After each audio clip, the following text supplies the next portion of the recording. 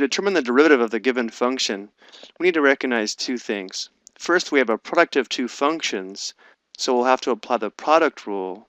So we'll let the first function equal 6x squared, we'll call it f, and we'll let the second function be the square root of 2x squared minus 1, which we'll let equal g. The next thing we need to recognize is that g is a composite function, so when differentiating g, we'll have to apply the chain rule, but we also don't want to leave this in radical form. We want to rewrite this using a rational exponent. So this is the same as 6x squared times the quantity 2x squared minus 1 to the 1/2 power. Remember, this quantity here we can think of as being raised to the power of 1, and the index is 2, giving us the rational exponent of 1/2. Now in the next step we're going to write out the product rule, but we're not actually going to determine g prime and f prime. We'll do that in the following step. So applying the product rule, f prime of x is going to be equal to the first function, 6x squared, times the derivative of the second function. So we'll have the derivative of the quantity 2x squared minus 1 to the power of 1/2 plus the second function times the derivative of the first function, which is 6x squared.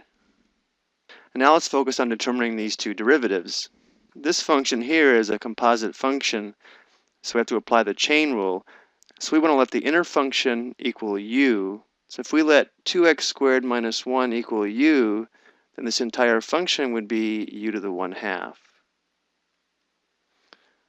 So to differentiate u to the 1/2 with respect to x, we'll find the derivative with respect to u and then multiply it by u prime, which is given here by the extended power rule, which includes the chain rule. So f prime of x equals 6x squared times the derivative of u to the 1/2 would be 1/2 u to the 1/2 minus 1, which is negative 1/2, and again u is 2x squared minus 1, times u prime, and since u is 2x squared minus 1, u prime would be 4x, plus 2x squared minus 1 to the 1/2 times the derivative of 6x squared, which would be 12x. Now that we have found our derivatives, the rest of this is going to be algebra to clean this up. So for this first product, we would have 6x squared times 1/2, that's 3x squared, times 4x, that would be 12x cubed. That would be in the numerator. And then for this negative exponent, we'll move it down to the denominator to make this an exponent of positive 1/2. So again, our numerator is 12x cubed. And the denominator would be the quantity 2x squared minus 1 to the power of 1/2. Plus the second product, which would just be 12x times the quantity 2x squared minus 1 to the 1/2 power. So again, this is our derivative function, but what happens in most textbooks is they determine this sum.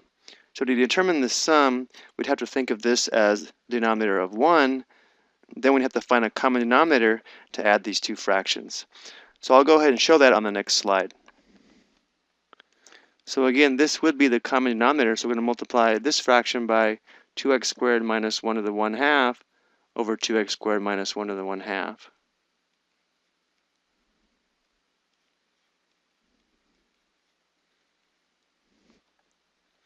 So let's see what this gives us. We now have a common denominator. So here we have 12x cubed. In this fraction, when we multiply the quantity 2x squared minus 1 to the 1/2 times 2x squared minus 1 to the 1/2, notice how the bases are the same, so we add the exponents, which just gives us a factor of 2x squared minus 1. So we end up with plus 12x times 2x squared minus 1 to the first power, and of course we can leave off the exponent, but now what we can do is distribute the 12x. When we distribute this 12x, we're going to have 24x cubed, which we can add to 12x cubed, so that'll be 36x cubed, and then minus 12x. And let's go ahead and write this rational exponent as a radical. So we'd have the square root of 2x squared minus 1. Then the very last step is to factor the numerator. The greatest common factor of 36x cubed and 12x would be 12x.